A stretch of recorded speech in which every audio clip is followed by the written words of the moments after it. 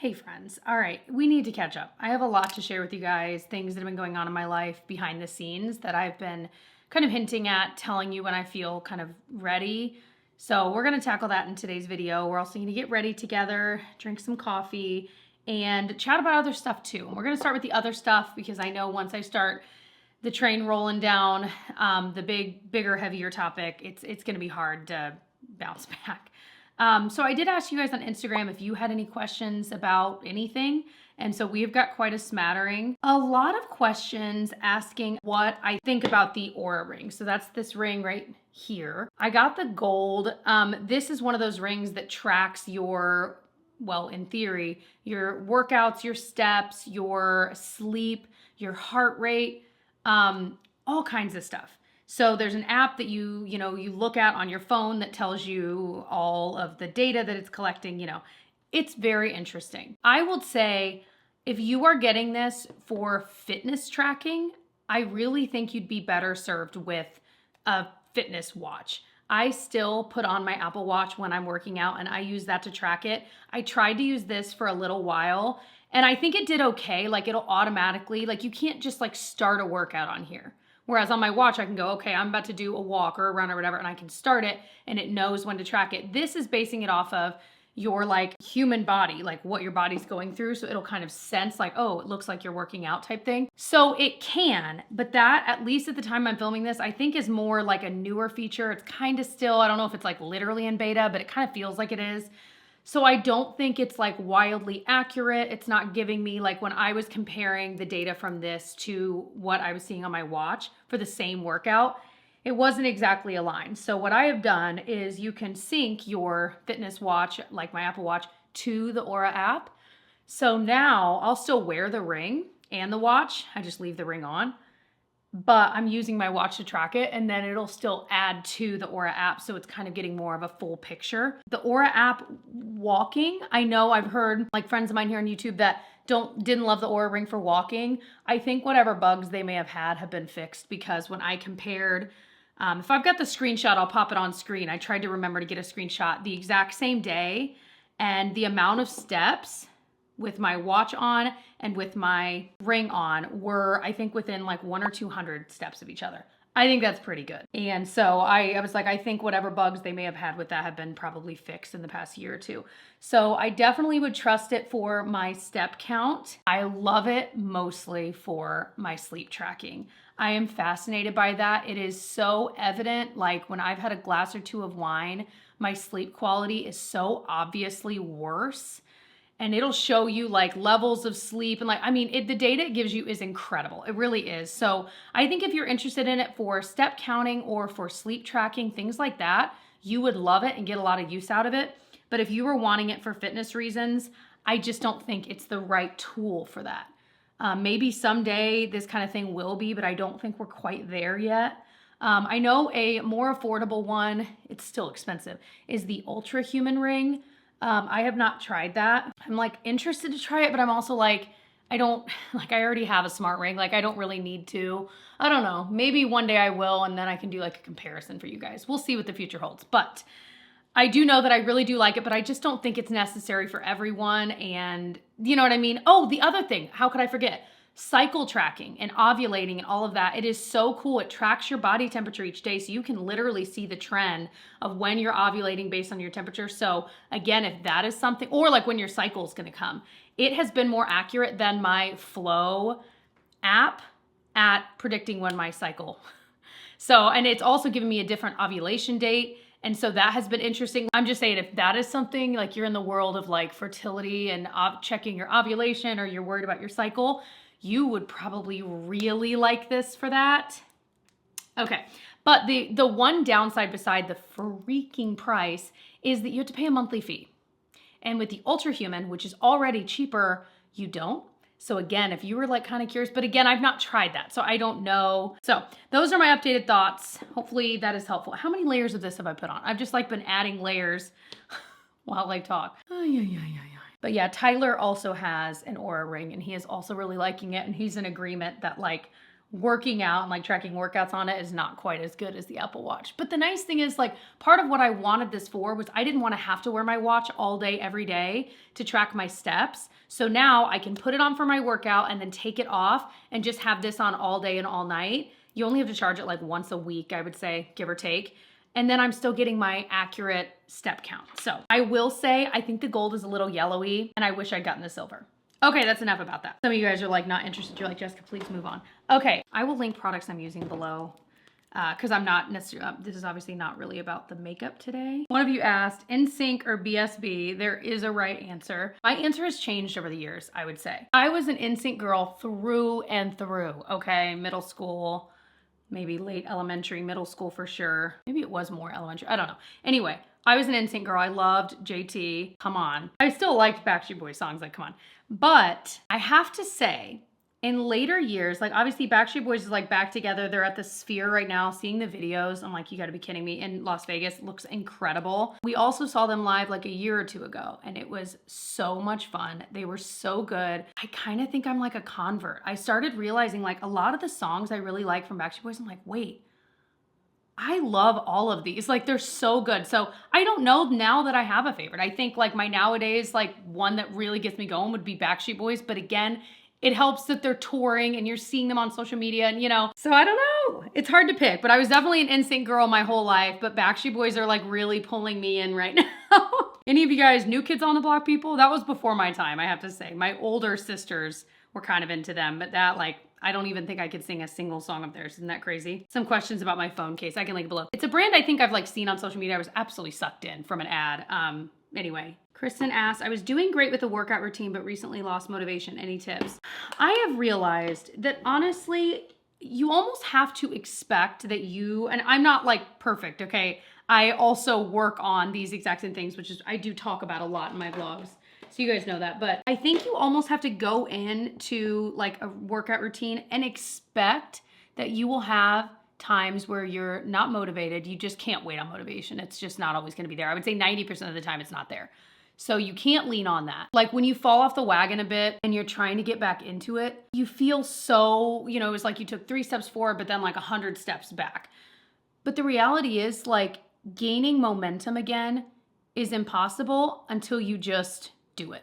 You just say, okay, I'm just gonna walk today, or I'm just gonna run, or whatever, lift weights, whatever it is you're into, yoga. You just have to do it. And I feel like the visual of trying to push a literal like wheel or a tire, the first time you're back to getting into it, it's like impossible to push. But then the second time it pushes a little easier. And once you finally get that wheel rolling, you're hardly having to push because it's rolling on its own. And I really do think that workout routines or whatever routine, it doesn't even have to be working out, whatever routine you're trying to get yourself back into, healthy eating, it gets easier the more you're rolling that wheel every day that you do it. And you will be forcing yourself to do it the first few weeks. You just force yourself to do it. One of my favorite like instructor things on the Peloton, she always says, the hardest part of the workout is check done. You're here. The hardest part of working out is getting in your clothes and getting outside or to your treadmill or to the gym. That is the hardest part because once you're there, you're going to do it. So just get yourself there and let everything else fall into place. But it's easier said than done. But I really do think that for me, my biggest battle is always just get started, Jessica. Like, okay, so you had a few weeks off and you didn't eat well and you weren't walking and whatever. Okay, well, we're moving on. Okay. One of you asked how to get through 3-year-old meltdowns. Oh, I am in the crux of that as well. I think I've realized second kid around, and chime in if you've got a 3-year-old or you've been through it. I've realized just to let them get through it. Honestly, like you can always redirect, like redirection is such a powerful tool, but there are just times it doesn't work. When they're having one of those like full-blown meltdowns, I kind of just let them get through it, even if we're in public. There was a time, stop me if I've told this story before, we were walking into Animal Kingdom in Disney, and the day was just beginning. We weren't hot yet, like we were all refreshed, and she just had one of the most memorable, epic meltdowns. I don't even remember what it was about. I'm sure it was about something, you know, to us kind of silly, to her, not silly at all. I remember like Tyler and I just kind of like kept her safe, like in this little area by this wall, and let her just throw her fit because nothing we were going to do was going to stop this And yeah, some people walk by staring, but I would bet 70% of the people that walked by, maybe higher, saw, like, was making sure everything was okay, and then was like, oh, okay, yeah, it's a 3-year-old having a meltdown. We all know. Like, even if you don't have kids, you know that 2, 3-year-olds have meltdown. Like, and so she was obviously safe. She eventually got through it, and we moved on with our day. It's just hard. It's just hard. I mean, you know, but I really think for me, especially with my first kid, when she would have a meltdown, especially in public, I would feel like, oh my gosh, everyone's judging me and blah, blah, blah, blah, blah. I'm like, usually not. Usually not. And if anyone is judging me, then they don't understand this lifestyle. Okay? They just don't.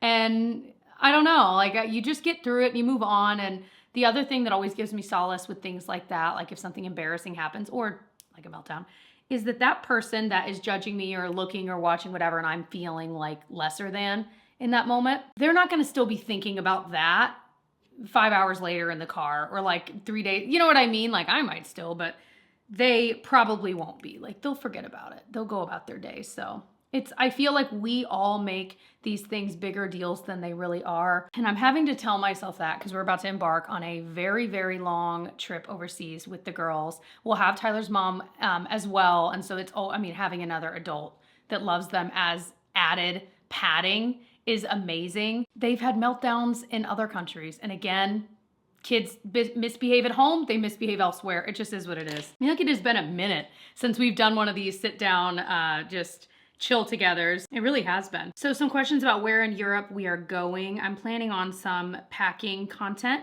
soon, very, very soon, because I'm literally like in the throes of packing. So if you're into that or you have a big trip planned, whether it's overseas or not, stay tuned for that video, subscribe because it's juicy. I love doing travel related content. So those that don't know, I know a lot of you guys, if you're watching this video, you probably know who I am and like you've watched, but Tyler, my husband, owns a travel agency. We love to travel. It's always been a part of our lives. Something we do. We made a promise to each other when we had our first sweet kiddo that we still wanted to prioritize travel with the kids. And it can be very, very enriching and great for kids too. So that has been something we have prioritized. And so we still do. We do around the school year now, but you know, we've made it work and it's been great. So anyway, some of you guys that maybe are newer and you're like, why are you traveling all the time? That's why. It's something that like, that is, if you can call traveling a hobby, like that is something we have made a hobby of ours. And we use, we save, we use a lot of credit card points.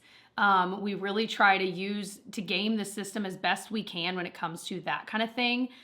Getting free nights here or there, etc. And for flights too. So where in Europe we're going. So this time we're actually doing a bit of Spain, a bit of the UK, and we're also doing a Disney cruise over there. So we'll vlog the trip, you'll see that, but not here on my channel, but on Tyler's. So you'll get to see more detail. But for now, I try not to give like every detail about a trip before we've done it, you know? One of you guys, what happened to the old Disney vlogs pre-kids on YouTube? I don't know, we probably privatized them. Y'all, we'll go back to some of our old vlogs and they're so embarrassing. It's like, oh my gosh, but not even just like, we're just being us. We're our younger, silly selves, but also just the video quality and the shakiness of it. We were so new to it. So I know we went back and privatized many videos, any that had the kids, that we could find. But then also he might have gone back and privatized some of our older, because we're just like, it doesn't really represent us now. We were just like, it's kind of silly. Like, I don't know. We could have left him up. Maybe it was endearing, but I don't know. For me, I'm like mortified. I'm like, oh my gosh, we were such dweebs. Can't believe any of you guys that have followed us since then stuck around. Thank you. You're the real ones. So yeah, I don't know. I'll have to ask him. He might have just privatized them. Funny that you were looking for him though. That's sweet. Yikes. So another of you asked, do we have any exciting plans this fall? We really don't. We may plan something for fall break, but honestly with this big trip, we were like, you know what, let's get through this, enjoy this. Then we'll look at the rest of the year. Oftentimes we would go visit my oldest brother, please, he wishes, youngest brother out in California. Like that would, if they were still, they're about to move, basically is what I'm trying to say. But if they were still out there, 100%, we would be visiting them this fall. It's a great time of year to visit. Like that is probably what we do, but they are moving. So we're like, what do we want to do? So we'll see. Do you guys have any fun fall plans? I feel like fall is one of the best times to travel for so many reasons. I feel like weather-wise, there are so many places where the weather is perfect in the fall. You know, weather-wise, it's such a lovely day. One of you asked, have you felt 2025 is flying by? Yes. I feel like the summer is flying by. Like truly, I'm kind of incredulous how quickly it feels like this has gone by. Did I shop the Nordstrom anniversary sale? Any recommendations? So, no, I didn't really see anything that really leapt out at me. There was a cute set of pajamas that I was able to score, and I cannot believe I did because they were like sold out and then they were back in stock, but it was only a few sizes. So I bought that. That was it. There's a reason I didn't end up doing like a Nordstrom anniversary sale video. I felt very underwhelmed, I guess is what I'm trying to get across by the sale, that I was like, I don't really want to do any content about it. And there was only like one thing I wanted. So anyway, yeah, I don't know. Did any of you guys buy anything from the sale? Did you feel a little underwhelmed as well? What's your typical day like when both kids are at home? Interesting question. So those are some of my favorite days because we'll typically do breakfast out on our little back deck and we'll go look at the geese that are usually around or the ducks in the water. And then we'll usually play a little bit. Sometimes we'll like walk to the park or we'll go to a park, whatever. And then usually they'll have a little bit of like alone time. Like, you know what I mean? Every once in a while they'll get into playing together and I'm like, and I'll go like do the dishes or something. That has been an exciting new thing, watching them play together. And then usually it's nap time for the younger one.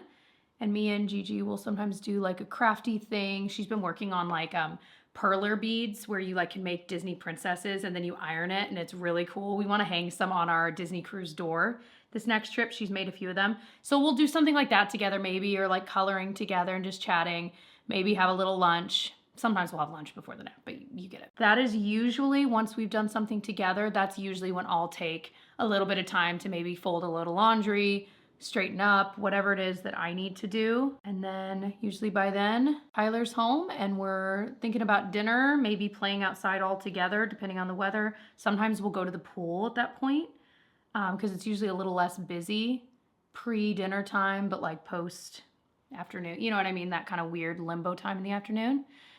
And then dinner time, bath, bed, you know, that's usually what it's like. So I love those days. I feel like those kinds of days are what I look forward to. I know that those are the days I will miss someday. Still trying out, this is the Say translucent powder, their new undetectable baked setting powder. I don't know how I feel about this yet. Definitely was greasy though. I definitely needed a little bit of setting.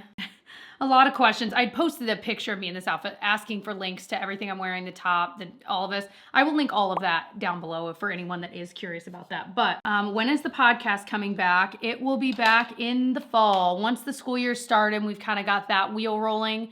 We will be back. We honestly, the decision to take the summer off, we have a Disney podcast. It's called Disneyville. If you were into Disney parks, Disney cruises, Disney World, Disneyland, you will love it. If you are not, it is probably not your cup of tea, but for those that are, you will love it. We haven't had as much work time this summer, which is what it is. And so because of that, we were like, you know what? If we had to take a break from one thing, that makes the most sense.